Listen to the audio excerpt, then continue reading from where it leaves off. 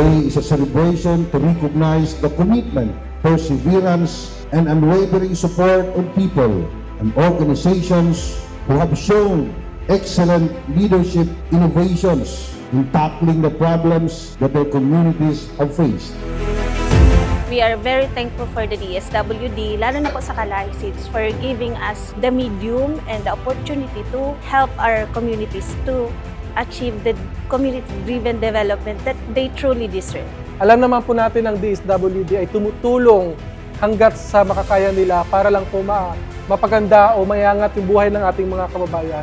Kung wala ang Kalahi, siguro yung mga kalsada natin, wala pa yan. Mga sulok-sulok na yung mga inumin nating tubig, yung mga sa daycare center natin, classroom natin, napakalaking tulong ng Kalahi sa atin. Your effort have empowered communities to plan, implement, monitor, and maintain projects that address most pressing needs of the community. Nagpapasalamat ako sa DSWD at sa mga namumuno nito sapagkat may bago na naman ang modality, yung tinatawag na panahon ng pagkilos. Since po talaga kasama na namin ang Kalahi Seeds program sa pag-implement ng mga different programs sa local government unit and sa communities ng presentasyon.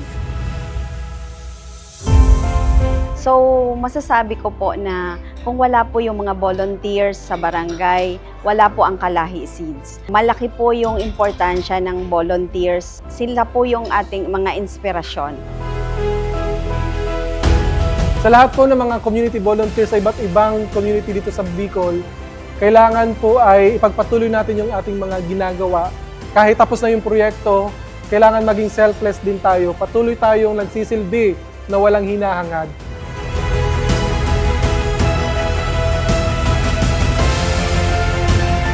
Sa mga kapwa ko volunteer, huwag kayong maghihimagod sa paggawa.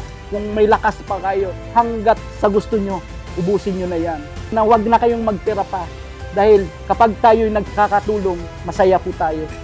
Yun ang kinasisiya ng ating mga puso.